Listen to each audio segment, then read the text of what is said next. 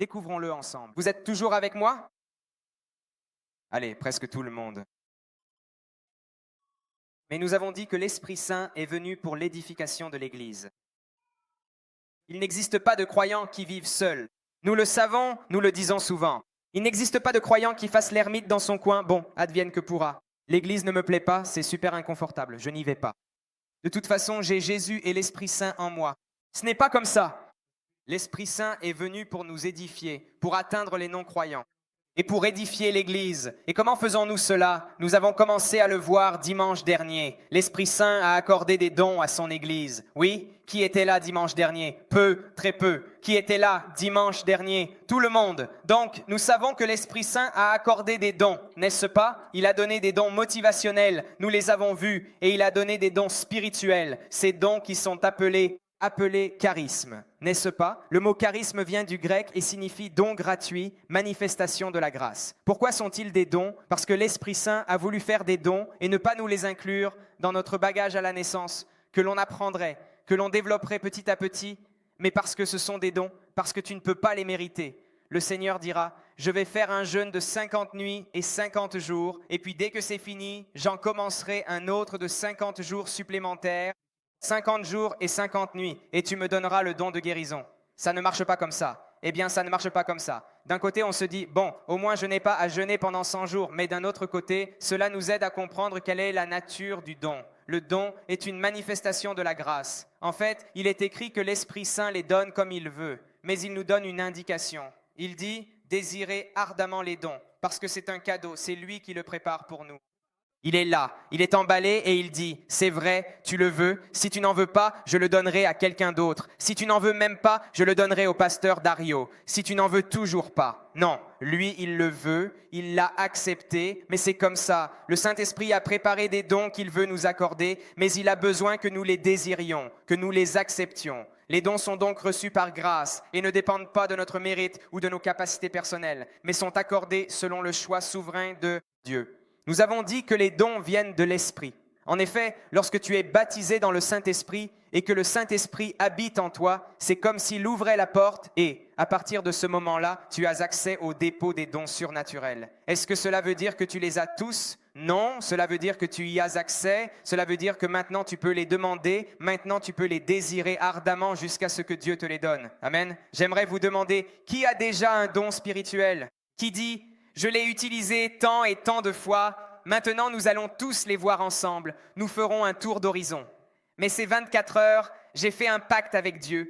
Je ne veux pas partir sans avoir reçu quelque chose. Si la Bible me dit que je peux les désirer, alors je les désirerai de tout mon être. Je me donnerai corps et âme pour en recevoir au moins un. Je pense que nous pouvons vivre ces 24 heures de deux façons, comme un événement d'église ou comme l'opportunité de ta vie. Alors fais-le avec moi, faisons-le ensemble. Avec moi, mais vis ces 24 heures comme une quête des dons spirituels et de l'intimité avec le Saint-Esprit.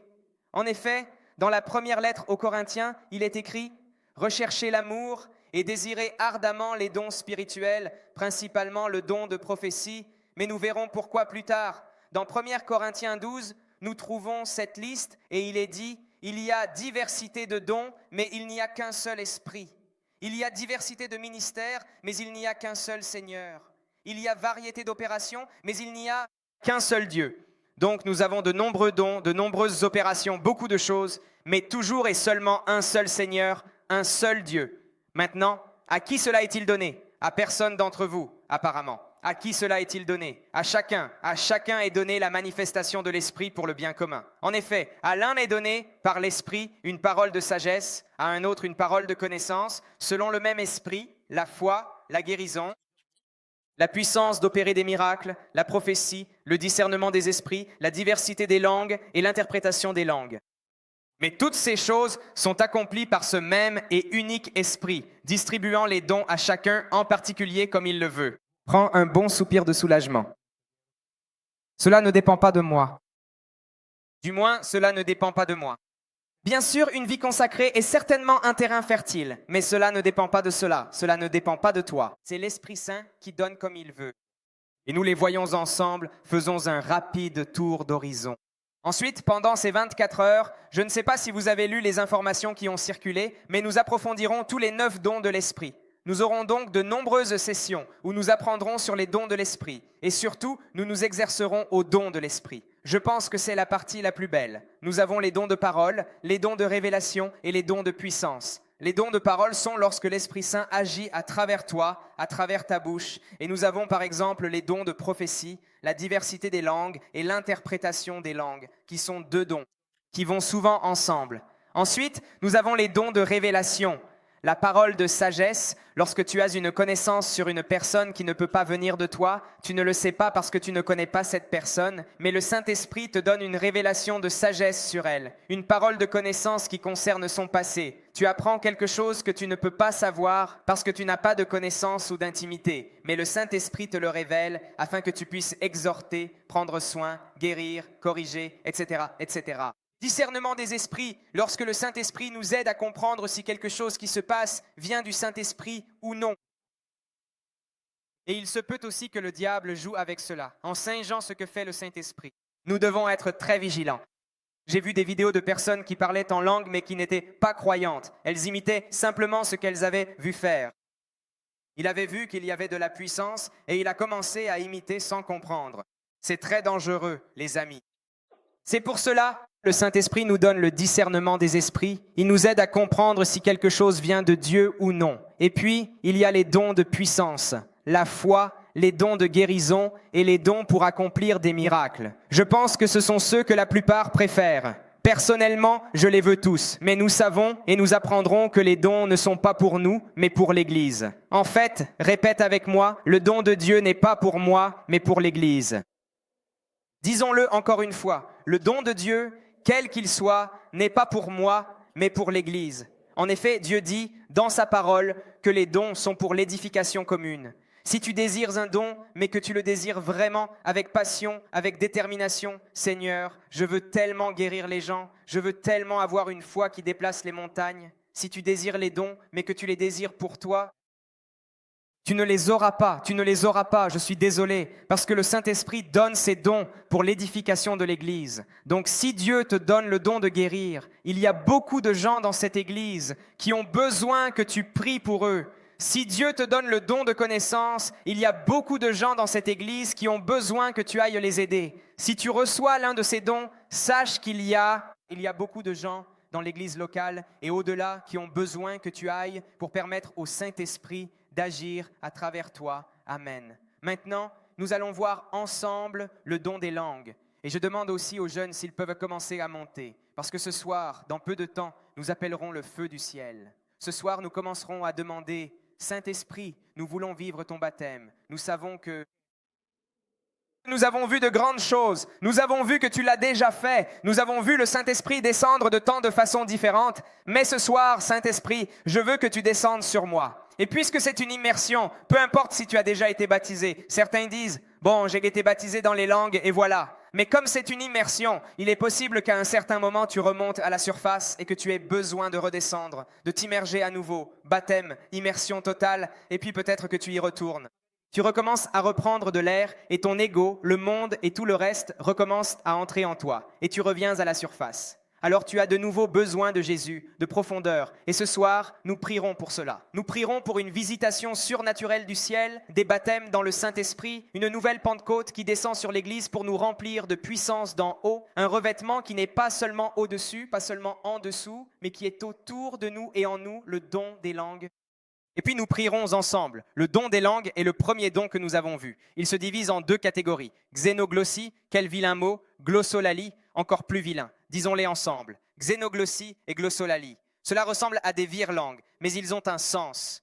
Que veulent-ils dire? Quelle est la différence? La glossolalie, c'est quand tu parles en langue et que ni toi ni ceux qui t'écoutent ne comprennent rien du tout. Pourquoi? Parce que tu es en train de parler à Dieu. Voilà ce qu'est la glossolalie, d'accord? Quand nous recevons le baptême du Saint-Esprit, nous commençons à parler dans des langues que nous ne connaissons pas. Notre esprit, dit la Bible, reste stérile parce que nous ne savons pas ce que nous sommes en train de dire, mais le Saint-Esprit parle à travers nous directement au Père.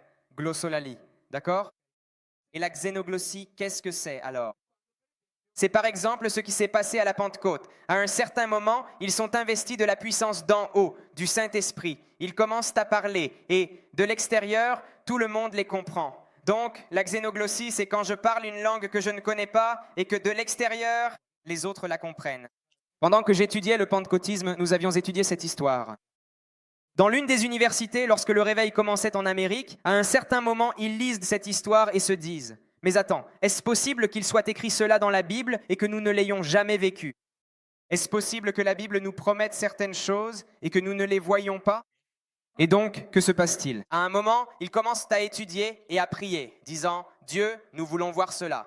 Puis, ils trouvent une étudiante, c'est documenté, qui commence à écrire en chinois. Mais elle ne connaissait absolument pas le chinois. Mais elle commence à écrire en chinois, à parler en chinois. Et les gens lui demandent « Mais qu'est-ce que tu fais ?» « Je ne sais pas », répond-elle. Mais elle commence à parler et elle écrivait des choses sur Dieu. Elle rendait gloire à Dieu. Elle écrivait les œuvres glorieuses que Dieu était en train d'accomplir. C'est possible, c'est possible. Imaginez à quel point ce serait merveilleux pour un missionnaire d'aller dans un endroit dont il ne connaît pas la langue. Il saute des années et des années d'études. Il y va, il dit quelque chose et l'autre le comprend. Il le comprend. Imagine parler avec la personne qui ne te comprend même pas quand tu parles italien et tu parles en langue. Et enfin, il comprend ce que tu dis. C'est vraiment un miracle. C'est un miracle. Mais nous croyons encore au miracle aujourd'hui. Amen. Parler en langue est utile pour prier et communiquer directement avec Dieu. Cela peut aussi se faire au milieu des gens, mais les gens ne comprendront pas. Et c'est pour cela que la Bible dit que c'est un don qui nous édifie d'abord nous-mêmes, pour ensuite édifier l'Église, car cela fait partie des dons. Et donc cela édifie l'Église. Cela doit aller ensemble.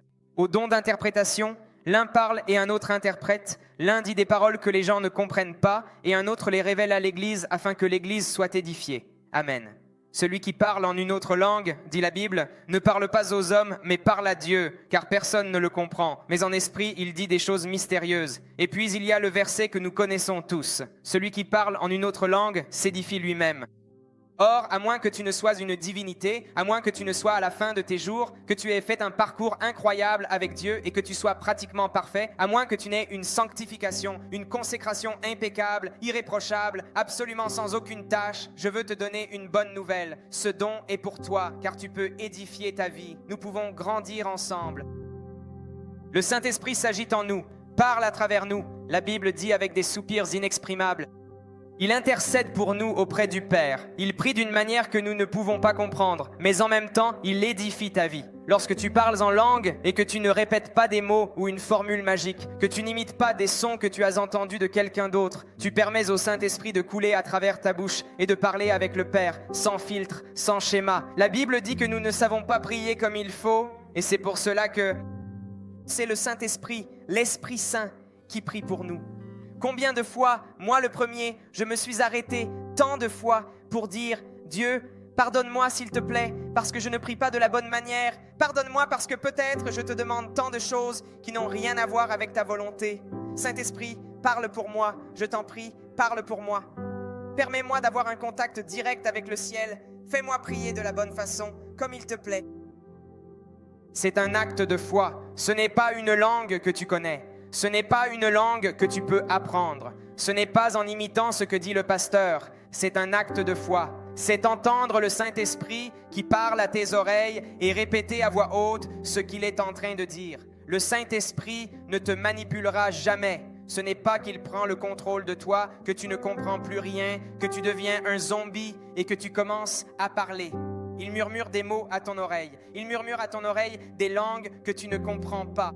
Et il attend que tu ouvres ta bouche pour la remplir. C'est comme quand tu commences à descendre dans l'eau. La pluie continue de tomber, l'eau monte, le Saint-Esprit commence à te souffler. Ouvre ta bouche, ouvre ta bouche, ouvre ta bouche et je la remplirai. Comme un fleuve, comme une pluie, comme ce que tu veux, mais moi je remplirai. Tu commenceras à parler dans une langue que tu ne connais pas, à dire des choses que tu ne sais pas. J'avais préparé une photo, peut-être que ça va faire rire, mais ça va, pardonnez-moi. Restons tout de même dans la sacralité, exactement, dans la sacralité de ce que nous sommes en train de dire. Qui a déjà vu Karate Kid? C'est la version, l'original, avec Daniel San et le maître Miyagi. Mais peut-être que les plus jeunes ont vu la version avec Jackie Chan. Oui? Est-ce que quelqu'un a vu Karate Kid avec Jackie Chan? Quelqu'un? Il y a une scène qui me rend fou. C'est peut-être l'une des scènes les plus emblématiques du film. Et quand le maître, il dit « Monsieur », en parlant avec le maître Miyagi, il dit « Maître, apprenez-moi le karaté ». Et le maître Miyagi lui répond « D'accord, on se retrouve ici demain. Il lui montre des voitures et lui dit « Maintenant, lave les voitures ». Il répond « Mais non, comment ça? Je veux apprendre le karaté ». Il lui dit « Très bien, prends les 2 petites spatules. Vous vous souvenez? Mets la cire, enlève la cire. » Puis il prend le pinceau, va à la clôture, peint vers le haut, peint vers le bas. Ensuite, quand tu as fini, tu dois peindre la maison. Peins vers la droite et peins vers la gauche. Et il continue, il se plaint et dit « Mais qu'est-ce que je suis en train de faire? Imaginez quelqu'un qui le regarde de l'extérieur et il est là, au milieu de la maison, en train de faire. Et à un moment donné, il se fâche et dit « Mais tu ne m'enseignes pas le karaté ?» Et le maître Miyagi lui dit « Fais ce que je t'ai dit, mets la cire, enlève la cire. » Et pendant qu'il fait ses mouvements, il se rend compte que ce qu'il avait appris, c'était des gestes fondamentaux du karaté. Il commence à lui donner des coups et il les pare avec les mouvements qu'il a appris en mettant la cire, en enlevant la cire, en peignant la barrière et en peignant la maison. Et parfois, parler en langue peut ressembler à cela. Le Saint-Esprit te dit « Ouvre la bouche et parle en langue. » Mais je ne sais pas ce que je dis. Mais je ne sais pas ce que je fais. De l'extérieur, j'ai l'air d'un fou. Mais qu'est-ce que ça veut dire? Et tu continues. Seigneur, je t'ai demandé de m'apprendre à prier. Seigneur, je t'ai demandé de me donner la puissance pour faire des miracles. Seigneur, je t'ai demandé de pouvoir ouvrir la mer devant moi. Et lui, il dit, continue à le dire. Et toi, tu es là à prier en langue et tu te demandes ce que ça veut dire tout ça. Et à un certain moment, Dieu te donne la révélation. À un certain moment, Dieu est là. Il t'attend et il dit, maintenant que tu l'as fait, tu t'es édifié toi-même. Tu as grandi, tu as construit ton caractère, tu as construit ta dépendance envers moi. Maintenant, oui, maintenant tu découvriras ce que je t'ai enseigné. Maintenant parle et la mer s'ouvre. Maintenant impose les mains et les malades sont guéris. Maintenant, va vers cette personne et dis-lui exactement, avec attention, ce que je suis en train de te dire, car je te révèle un secret très important, un aspect caché de sa vie, afin de pouvoir l'aider véritablement, pour pouvoir la guérir, pour pouvoir la corriger et l'exhorter de manière appropriée. Lève-toi avec moi, s'il te plaît. Avant de prier ensemble, je veux lire rapidement, mais avec soin, quelques-uns des nombreux bienfaits du parler en langue. C'est précisément ce que nous allons faire maintenant. Premièrement, cela nous édifie profondément dans la foi. Nous avons dit, celui qui parle en d'autres langues s'édifie lui-même. La Bible dit dans Jude 1, verset 20, « Mais vous, bien-aimés, édifiez-vous vous-même sur votre très sainte foi, en priant par l'Esprit Saint. » Donc, premier point, cela édifie notre être intérieur.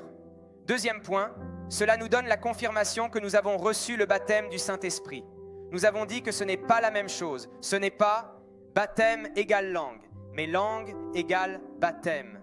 Nous croyons que les langues sont le signe évident et extérieur que quelque chose en nous a changé, qu'un Saint-Esprit, une eau qui descend du ciel, une puissance et un feu venus d'en haut ont envahi notre cœur et notre vie. Troisième point, cela nous permet de parler à Dieu de choses secrètes. Nous avons lu plus tôt qu'en esprit, nous disons des choses mystérieuses. Peut-être que tu pries, je ne sais pas. Peut-être que tu es célibataire et que tu pries pour ta future épouse, c'est un mystère. Peut-être que tu es au début de tes études universitaires et que tu pries pour ce travail qui changera la vie de beaucoup de personnes. Ou peut-être que tu pries simplement, tu penses prier pour toi-même alors qu'en réalité, tu intercèdes pour un peuple qui souffre de l'autre côté du monde. Nous parlons de choses mystérieuses. Quatrième point, cela nous fait glorifier Dieu et parler de ces choses glorieuses. Dans les actes, à un certain moment, ces baptêmes du Saint-Esprit commencent à se produire de plus en plus souvent et ils sont tous convaincus qu'ils parlent de choses glorieuses. On les entend parler dans d'autres langues et on se dit « mais ceux-là sont en train de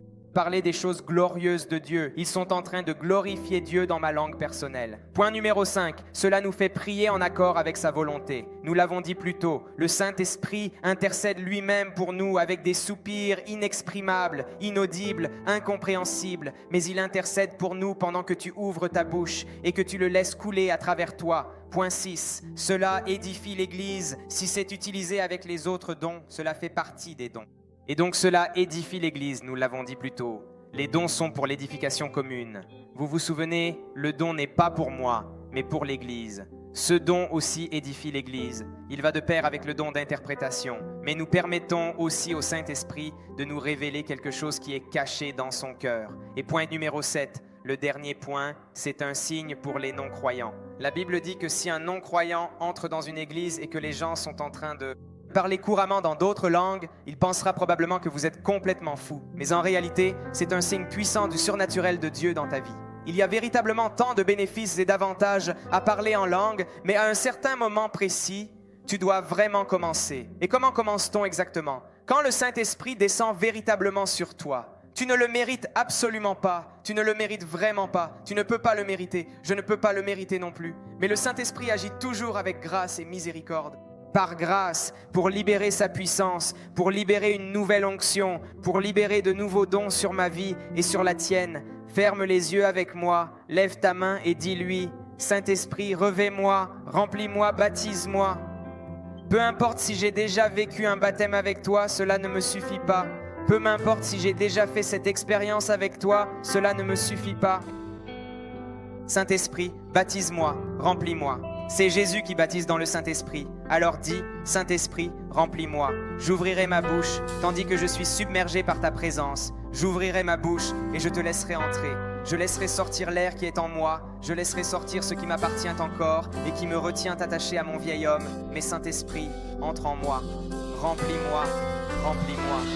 Nous voulons vivre une nouvelle Pentecôte, Saint-Esprit. Nous voulons voir des flammes de feu descendre sur l'Église. Nous voulons voir le vent souffler. Nous voulons voir cette pièce transformée. Car lorsque le Saint-Esprit descend, tous sont remplis.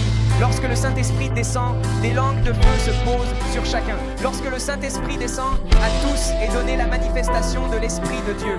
Saint-Esprit, viens ici ce soir. Tu es déjà ici, mais viens en nous. Viens en nous. Remplis-nous et remplis-nous. Je veux te demander une chose. Si tu n'as pas encore reçu le baptême dans le Saint-Esprit, si tu n'as jamais vécu cela, si pendant que tu écoutais, tu te disais, moi, je le veux, je veux la puissance, je veux recevoir cette dynamite qui vient du ciel pour être témoin, pour être efficace, pour avoir de l'autorité quand je parle de toi et de tes choses. Je veux recevoir ce baptême qui va complètement changer ma vie. Je veux recevoir cette transformation. Je te demande, viens ici devant, et nous prierons ensemble ce soir. Le Saint-Esprit a un rendez-vous avec beaucoup d'entre nous. Si tu veux recevoir le baptême dans le Saint-Esprit et que tu ne l'as jamais reçu, cours ici devant. Ne te laisse pas freiner par la peur. Peur, insécurité, le Saint-Esprit est ici, le Saint-Esprit est ici, il est en train d'agir, cours ici devant, sans peur, sans honte. Ce n'est pas une question de mérite, il n'y a personne qui mérite plus ou moins, il n'y a personne qui soit plus ou moins que toi. Le Saint-Esprit est pour chacun de nous. Cours ici devant, je sais qu'il y a des gens, le Saint-Esprit veut se répandre ce soir. Le Saint-Esprit descend du ciel pour remplir non seulement sur toi, non seulement sous toi, non seulement autour de toi, mais véritablement en toi. Le Saint-Esprit descend ce soir. Viens ici devant, il y a encore de la place. Si tu n'as jamais reçu le baptême dans le Saint-Esprit, cours ici devant. Encore un peu de temps, viens ici devant, vraiment. Saisis cette opportunité exceptionnelle, saisis cette occasion unique. Tous ceux qui ont déjà reçu le baptême, élève ta voix. Remplis ce lieu de puissance surnaturelle. Élève ta voix, prie en langue. Fais bouger le Saint-Esprit en toi. Crée une atmosphère de foi. Une église unie qui parle la même langue. Une église unie qui parle la même langue devient irrésistible. Une église unie qui proclame la beauté du Seigneur. Une église irrésistible. Une église qui parle la même langue est une église invincible. Maintenant la vague des décennies était basse à Rome. Maintenant la mère que la maman je suis, maintenant la barbe. La Bible dit à de nombreuses reprises que les apôtres allaient, imposaient les mains et les personnes recevaient le Saint-Esprit. Ce n'est pas de la magie, ce n'est pas un tour, c'est simplement une puissance qui est canalisée et le Saint-Esprit qui se déplace de l'un à l'autre. Le Saint-Esprit qui atteint tout le monde. C'est pourquoi je veux demander aux pasteurs ici présents, les amis, pasteurs de l'équipe apostolique et les pasteurs qui sont venus ici, s'ils peuvent nous aider à prier pour chacun d'eux par l'imposition des mains. Nous croyons que le Saint-Esprit agit encore aujourd'hui et qu'il est en train de baptiser ce soir. Et pour toi qui reçois la prière, ne t'attends pas à quelque chose de magique, ne t'attends pas à un rituel ou à je ne sais quoi. Le Saint-Esprit mettra en toi des paroles que tu ne comprends pas, des mots que tu ne saisis pas. Ouvre ta bouche et dis-les à haute voix, élève ta voix, répète avec ce que le Saint-Esprit est en train de mettre en toi. Laisse-le couler à travers ta vie, laisse-le couler à travers ta bouche. Ne retiens pas, mais laisse-le couler à travers toi. Ouvre ta bouche et dis ce que le Saint-Esprit te dit. Le Saint-Esprit ne te forcera jamais, il suggère, il amène à ton esprit, mais il a besoin que tu ouvres ta bouche. La Bible dit, ouvre ta bouche et je la remplirai. Ouvre ta bouche et le surnaturel commencera à jaillir de toi, comme une source nouvelle et puissante qui s'ouvre. Ouvre ta bouche et des fleuves d'eau vive, ces eaux pleines de vie et de bénédiction, couleront de toi pour rafraîchir ton âme et toucher ceux qui t'entourent. Ne retiens pas ce que Dieu veut faire à travers toi. Laisse couler librement ce don précieux. Prions en langues ensemble, élevons nos voix dans la prière. Disons avec toi, oui Seigneur, je n'ai rien eu par moi-même, tout vient de toi. Je m'abandonne à ta volonté et je m'ouvre à ta présence. Nous invoquons une nouvelle Pentecôte, demandant avec ferveur la venue renouvelée de l'Esprit Saint parmi nous. Seigneur, nous te prions humblement.